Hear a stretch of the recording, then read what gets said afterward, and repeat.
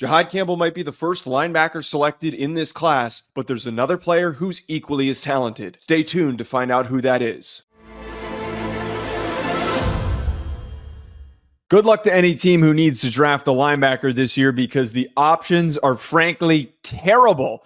We've got 3 tiers, as we always do, for our linebacker rankings. Tier 3 for this position group is rotational players or below average starters, so already not off to a good start. Tier 2 is quality starters, and then Tier 1 is plus starters, guys that could go on to become Pro Bowlers or important players just for a team's success in the future.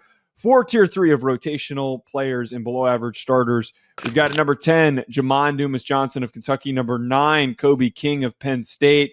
Number 8, Jeffrey Bassa of Oregon. Number 7, Barrett Carter of Clemson. And then number 6, Danny Stutzman from Oklahoma. I defer to you, the linebacker man himself, to talk about any of these just wonderful young men that you would love to highlight.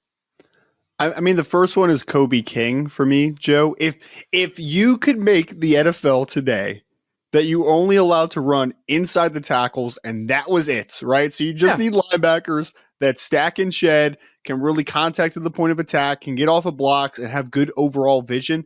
Kobe King is your guy, man. The problem is that you're going to get pushed into space at some point, right? You're going to be pushed into coverage. You're going to be conflicted in those types of areas. And I just don't think he's going to project favorably in pass coverage on obvious pass situations. Like, that's just not going to be Kobe King's game. But if you needed him early down, a guy that could stop the run, a guy that is consistent between the tackles, I do think there's some value to Kobe. It's just he's a little bit a limited player, to say the least. You and I were all over the place in terms of agreement on linebackers. Like, there were some pretty wide margins, like a difference of 5 rankings for our linebacker lists. The only guy that we were exactly the same on was Kobe King, who we both had ranked as our 10th linebacker, which was good enough for him to bump up to 9 based on that average ranking. And I do like that descriptor for him, that he's just really dynamite between the tackles. Maybe he's a 2-down linebacker in the NFL, hence why he is a rotational player that isn't going to be a full-time starter.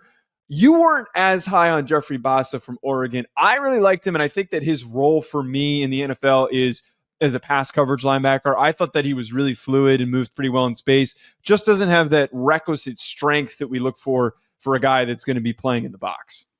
And he began his career as a safety, so it's not a surprise that he's just, generally speaking, a good athlete that has really good movement skills. You just know how I am, Joe. Like, I'm a pretty big purist with linebackers. Like, I need guys that have clean vision, can attack downhill, can be guys that can be assets in the run game. And I just don't think Bass is ever going to be that. Like, I think he is a dime backer on the next level and a guy that can play a role for a team. It could definitely make a roster without a doubt. I just don't necessarily see an upside pick, which is, just kind of why he's a little bit lower on my list, I guess. But there's a couple of those guys on this list that are overall just kind of like, they're very one notes, just one track type of players. And I think Bassett kind of fits that description pretty well. I'll let you provide a little bit of shine for Barrett Carter, who I was disappointed. I was hoping that he was going to look a lot better on film. He had a little bit of a regression from where he was 2 seasons ago, where you actually, I remember back when we were doing our rankings on a completely different channel, you had him as a possible late first rounder going into the 2022 college football season, I think it was. Something but there wasn't that translation and that improvement of his impact in the box. I didn't love his instincts. I didn't love his play strength. He's still a pretty good athlete. You had him as your linebacker 6. He ends up at 7 for us. What did you think of Barrett Carter from Clemson? I think he's still explosive. I think he's still a really good athlete. I think he plays well in space. And I think that he plays with a reckless abandon. Like, he's an aggressive player. I just think that his vision is just not taking the steps that I thought it could the last couple years. I do wonder, Joe, I don't know if you agree with this, but I've often wondered, what would Barrett Carter be right now if Brett Venables never took the Oklahoma job, if he was the defensive coordinator? Because honestly, I feel like a lot of the defensive players last year or so have had regression. Like, they haven't quite taken the massive steps forward. And I think the part of it is the defensive system is not what it was, but also I think just the player development on a day-to-day perspective is not what it was under Coach Venables just in general. So I'm still hopeful for Barrett Carter. He is much more now borderline late day 2, early day 3 type of football player, in my opinion, in a bucket. and I think that there's still developmental upside, but yes, he has not taken quite the step that you wanted him to as a potential top 50 player that it looked like he could be a couple years ago. Moving on to tier 2, guys that are the most likely to go somewhere on day 2. Maybe some of those tier 3 guys could sneak in, but we have at number 5, Smael Mondon from Georgia. Number 4, Carson Schwessinger from UCLA. And the number 3, Chris Paul from Ole Miss, Chris Paul Jr. from Ole Miss. I want to just quickly highlight Smael Mondon because he was outside of your top 5, but he firmly landed on my list as my 5th linebacker. I was just really impressed by how powerful and explosive that he can be in areas. I thought that he was pretty aggressive when attacking blockers, and he wasn't afraid to get into the nitty gritty and to get dirty. The only thing that big negative for him is availability. He was banged up for a period of time this year. He wasn't on the field. He was also rotating in a little bit because he wasn't in the mix as consistently. So that lack of availability props in a question on what Mondon is going to do in the NFL if he's going to be able to withstand and play a full season. But I thought that Mondon could end up being, if he bulks up and continues to add some more weight to his frame, end up being a really good Mike linebacker in the NFL. I think he has upside for sure. I think he's a really good athlete, obviously, and he moves well. I think he's one of the better coverage linebackers too. He's a guesser, right? Like he's a guesser. He doesn't always see clear. I mean, he is going to sacrifice some gap integrity at times to try to make a play. And I respect it ultimately, but that's also a way to not start on the NFL level because of that over aggressiveness at times. I will say this too, a little bit note for the 2026 class potentially. Couldn't stop watching CJ Allen when I was watching Smael Mondon. So we got a dude in CJ Allen for next year for sure at linebacker.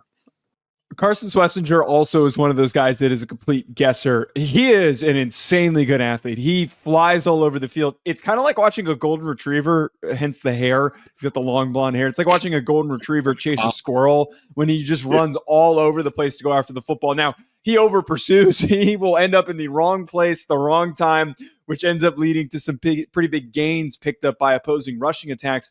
But Schwessinger, if you're looking for an athlete that maybe early on doesn't start at linebacker for you, that you just say, hey man, Carson, just go run down and smack somebody on kickoff. And then as you start to get him more reps and more improvement, and he starts to hopefully improve those instincts, that he could start for you inside a linebacker. It's hilarious that he was a walk-on originally, because he is the complete opposite of what I would have viewed as a walk-on. I would think like a try-hard kid who isn't a really good athlete. It's like the complete opposite. Like, he is a great athlete, and the process of playing the linebacker position is still kind of developing a little bit. But I mean, this kid will run and he'll hit ultimately, right? So he's got upside to him. Did want to shout out Chris Paul real quick. Chris Paul Jr., who I understand he's an outlier. I get it. He's got shorter arms. He's not the biggest linebacker in the world, but he can also run. And I think he is maybe the most instinctive linebacker in this class. Like, I think that he is in the right spot all the time. And despite him having shorter arms and not a huge wingspan, doesn't miss many tackles either. Like, he really doesn't, right? So I think he's a starter on the next level. Eventually, I think he could potentially be a plus starter if he develops properly. I understand he's an outlier, but he is an outlier that I am buying into for sure. Yeah, he's your prototypical will backer, and I think that in the modern NFL, where size is less coveted and it's more of a focus on speed, how much ground can you cover, how easily can you fly around the field, I think that Chris Paul, being a little bit more compact, allows him to slip blockers. It allows him to wade through the traffic behind a Mike backer in order to make plays, tracking down on the backside. So I think that he is exactly what the NFL is looking for. He's somebody who I believe is probably going to go somewhere in the third round in that range. Moving on to our last tier, Ryan, that we have here. Yeah, you gotta say the nickname, Pooh Paul, babe. Chris Pooh Paul. I'd love to know the reasoning behind why he goes by Pooh Paul. Tier 1 plus starter. Jihaad Campbell is at number 1 of Alabama. Demetrius Knight is at number 2 of South Carolina. You're a Demetrius Knight truther, so I will let you speak on him. But I really like Demetrius Knight. I would take him anywhere in the second round. I would even take him early in the second round, but he might drop a little because of some other positions of need that have a lot more scarcity of other positions that are more important than drafting linebackers. But man, this dude is explosive. He is downhill. He will attack. He will go after people. I love the mentality and the traits that can turn him into a dynamite starting middle linebacker in the league. And a quick note before I get into Demetrius Knight. Some people are going to say out there right now, Joe, they'll be like, hey, doofuses, where's Jalen Walker? We did not rank Jalen Walker as a linebacker. We ranked him as an edge. So, yes, just a quick note there. Don't yell at us in the comments about Jalen Walker linebacker.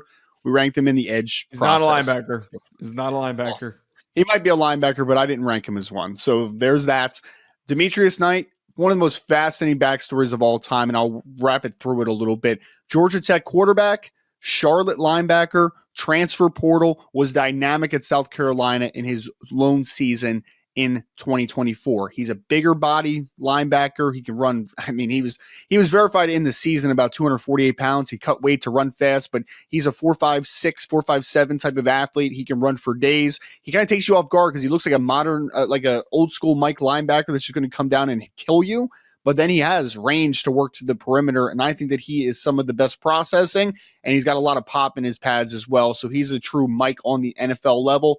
I think he's related to D'Angelo Hall, the former Atlanta Falcons cornerback. He's also related to Gladys Knight, who was a R&B singer back in the day for Motown. So very fascinating backstory. I think this kid's going to go in the top 50, Joe. I disagree with you. I think this is going to be a top 50 pick when all is said and done. Demetrius Knight starting Mike linebacker in the NFL for a very long time. Well, I said early second round, so I think it's realistic. But yeah, whatever. Well, I'm saying he could fall because everybody's going to prioritize offensive line and other positions. Number one, though, Jihaad Campbell. I have been obsessed with Jihaad Campbell since I laid eyes on him. He was one of the first prospects that I watched in this process, and I've been geeked up by how quickly this guy picks up speed and how he uses that speed as a weapon. He loves to hit people. He will blast any ball carrier, blocker, anybody that gets in his way, and he has the weight to throw around to be impactful with that speed. I think that he does need to improve his instincts a little bit, like a lot of these linebackers, especially in the modern version of college football. But if he fully rounds out, he could be a fantastic player for a team, and not only just a good starting linebacker, but eventually a true defensive weapon, being a former edge recruit that could end up rushing the passer in certain situations. And even with his injury stuff that has kind of popped up, I still think that Jihaad Campbell is going to be a top 20 pick when the draft officially kicks off. I still think he's going to go very, very high. He looks the part. Like, I think I comped him to Keith Bullock when we did our scouting report show. He's long. He's explosive. He moves exceptionally well. He's really good in coverage.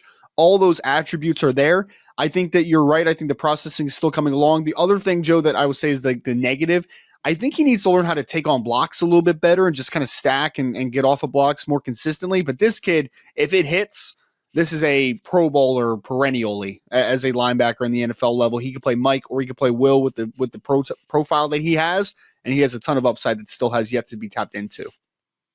Folks, let us know in the comments, who did we miss? What do you think of our rankings? Hit that like button and subscribe. We'll talk to you later.